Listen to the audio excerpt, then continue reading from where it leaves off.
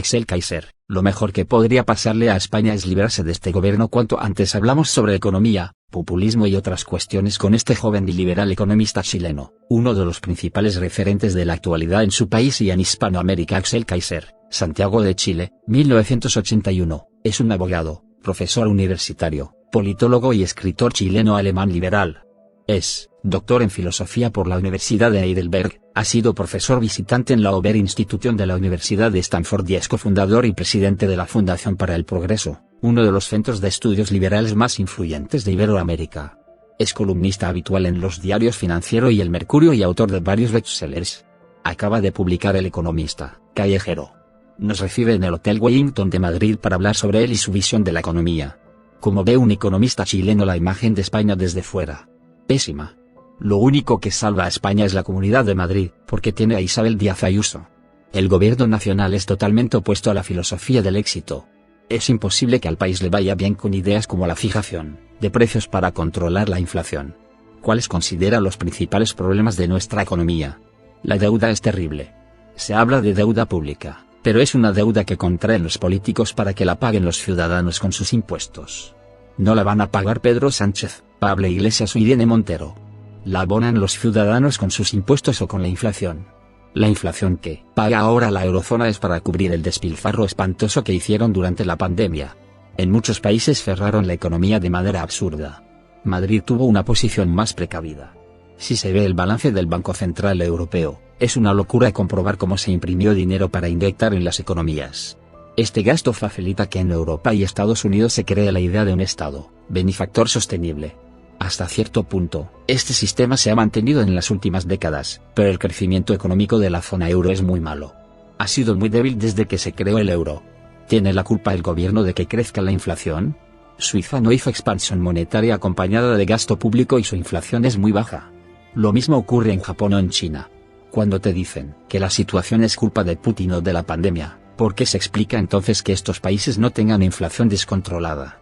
Milton Friedman tenía razón, la inflación es siempre un fenómeno monetario, y en Europa la ha propiciado la inyección de liquidez del Banco Central Europeo. Toda Europa se ha rendido a la necesidad de bajar impuestos para que los ciudadanos y las empresas puedan sobrevivir a la actual crisis económica. El gobierno español no es muy partidario de hacerlo. ¿Qué le parece? Los países que han bajado impuestos son los más prósperos: Suiza, Irlanda, que ya tiene un ingreso per cápita mayor que Alemania. Muchas empresas van a instalarse ahí porque el impuesto corporativo es más bajo. Hace tiempo que les están presionando para que suban los impuestos. Y se está formando un cártel de países desarrollados, de políticos, que no quieren perder su capacidad de comprar votos a través de un gasto estatal que ellos no pagan de su bolsillo y que es completamente insostenible.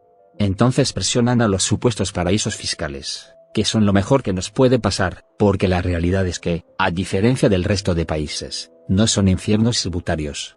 Cuando puedes irte de esos infiernos, obligas a los políticos a no ser irresponsables y a no expoliar a los ciudadanos con impuestos insostenibles. ¿Cuántos españoles de ingresos altos se van a Andorra, Portugal u otros países con tratos tributarios preferenciales? Aquí se castiga el éxito, pero ese castigo genera menos éxito para todos. Mientras más ricos tengas y más ricos sean, mejor. ¿Cómo va a ser mejor tener más pobres? ¿Cómo reduciría la inflación? Disminuyendo la cantidad de dinero que circula en la economía. Eso implica alzas en los tipos de interés. Implica contracción del crédito y, con ello, de la economía, porque con menos crédito hay menos consumo y menos inversión, porque todo es más caro. Implica desempleo, transformación de la estructura económica y un proceso de ajuste, doloroso que, si no haces, termina en una crisis completa. En algún momento el Estado no puede pagar su deuda. Habría que recortar gasto público inútil. Sí, pero eso los políticos no van a hacerlo. Ellos nunca pagan el ajuste. Lo paga la sociedad civil, los trabajadores, los emprendedores. Los políticos no van a poner de su bolsillo, no quieren cerrar las oficinas públicas donde tienen a todos sus amigos, no quieren recortar los beneficios que dan a la ciudadanía para que vote por ellos. Entonces, lo que van a tratar de hacer es cargar la mano sobre los enemigos de siempre, los ricos. Pero no va a funcionar, no tiene ningún efecto sobre la recaudación. Los ricos se van a ir, y además llega un momento en el que ya no puedes seguir subiendo impuestos, tomar más deuda o licuar la deuda a través de la inflación. El ajuste no es algo que se pueda hacer o no, o lo haces ordenadamente o te obligan a hacerlo una quiebra del Estado o una crisis económica. ¿Puede en el caso de España afectar ese ajuste a las pensiones? Tendrán que aumentar la jubilación muchas veces hasta llegar a los 70 años o más para seguir manteniendo ese fraude piramidal que es el sistema de pensiones de reparto. Solo de ese modo puede haber pensiones, pero serán cada vez menos, porque la población está envejeciendo. Todos sabemos que el sistema de reparto es un fraude. Es igual que la pirámide de Ponzi de Madoff en Estados Unidos. Los que van entrando pagan a los que van saliendo. ¿Cómo se financia, si los salarios no están creciendo lo suficiente y la población se encoge? Es un sistema totalmente quebrado. Si España no lo reforma, va a terminar quebrando al Estado. ¿Usted ha estudiado ampliamente el populismo? ¿Ve el de otros países parecido al nuestro? En la izquierda chilena hay grupos muy radicales. En Argentina o Venezuela es prácticamente lo mismo. Pablo Iglesias es un Chávez español. El populismo está ahora intentándolo en Chile, el país más próspero de la región. Ya se ha redactado la Constitución, y Pablo Iglesias ha ido a defenderla. Ya no hablamos de defender el mercado, que está perdido. Hablamos de preservar la democracia. La Constitución es chavista, con mucha inspiración en Errejón y toda esta gente. Son fabricantes de miseria totalitarios. No creen en la libertad, la democracia ni los derechos humanos. Los usan como concepto mientras les sirva para su causa política. Lo mejor que podría pasar a España es deshacerse cuanto antes del gobierno que tiene. ¿Ve algún avance hacia la salida en los países que han caído en el populismo? Es muy difícil. Giras la economía hacia lo que llaman una rent-seeking society, una sociedad buscadora de rentas, lo que yo llamo una sociedad parasítica, donde todos los grupos intentan vivir a expensas de los demás sin producir. El mejor ejemplo es Argentina. Llegó a tener el mayor ingreso per cápita del mundo. Estaba entre los 10 países más ricos del siglo XX, y ahora se ha arruinado. Está en auge Javier Milei, que encabeza un movimiento libertario y tiene un respaldo del 30% en las encuestas para las elecciones del próximo año. Podría ser una esperanza para recuperar las políticas pro mercado. La probabilidad es baja, pero no imposible. Como ve la situación en Venezuela. Sin llegar al nivel argentino, en los años 70 estaba entre los países con más libertad económica del mundo. Cuando Chávez llegó al poder, ya no lo estaba, y él terminó por destruir el país. Culpó al neoliberalismo, la gente le votó y ahora hay 7-8 millones de venezolanos que se han ido de su país porque no tienen ni para comer. ¿Qué conoce de la vinculación de España con Venezuela? Bueno, Zapatero se ha convertido en un lobista de Maduro. Podemos ha sido financiado por el régimen venezolano, o al menos algunos de sus miembros. Pablo Iglesias perdió el juicio por difamación en el que decía que nunca había recibido dinero venezolano, y se terminó acreditando que así fue. Monedero fue asesor de Chávez. Toda esta gente sin escrúpulos, tiene un proyecto totalitario, y es lo que implantaron en Venezuela.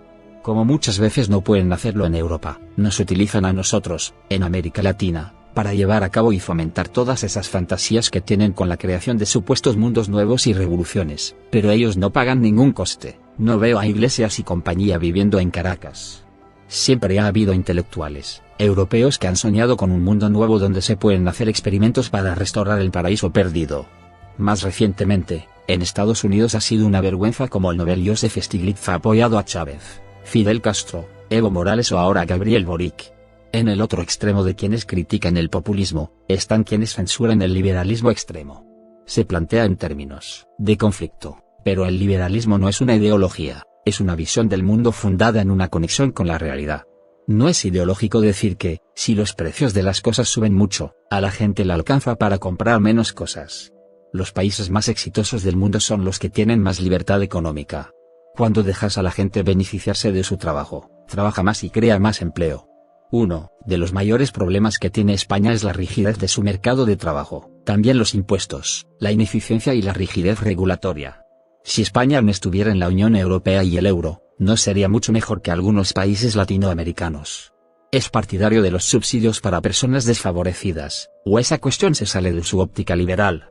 Si quiere decir cerrar todo el Estado benefactor, que los políticos no van a controlar los hospitales, las escuelas, la universidad. Que en lugar de que los políticos se gasten ese dinero para beneficiarse y mantener sus redes de poder y corrupción, se lo voy a dar directamente a la gente a través de un impuesto negativo a la renta, perfecto. ¿Cuánto dinero se traga el Ministerio de Sanidad en una burocracia inútil que no alivia ninguna enfermedad? Es mejor pasar ese dinero a los españoles y que lo gasten ellos en la clínica privada que quieran. Comentaba antes que hay un cártel que persigue la unificación de impuestos para seguir generando ingresos que sirvan para comprar votos. ¿En dónde lo ve? En el plan global de aplicar un impuesto mínimo del 15% a todas las empresas de un cierto nivel de ingresos hacia arriba.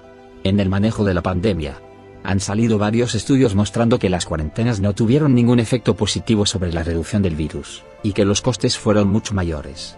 La idea de meter miedo a la población y que haya una organización mundial controlando a la población para evitar una próxima pandemia, puede tener buenas intenciones, pero me parecen cuestionables. No es bueno que se concentre demasiado poder en muy pocas manos. ¿Qué opina del Club Bilderberg? Comparte la opinión de quienes piensan que hay un grupo de personas que controla la economía. Soy poco dado a las teorías conspirativas. No pienso que haya personas que mueven los hilos desde arriba para manejar el mundo a su antojo. Las élites de los distintos países, en general, se conocen, interactúan entre sí, pero no son homogéneas. Elon Musk, por ejemplo, no es de los que quieren un gobierno mundial. Parte de las élites tiene una agenda para incrementar su poder, pero también encuentran resistencias en la misma élite. ¿Cómo ve el futuro de un mundo liderado por China?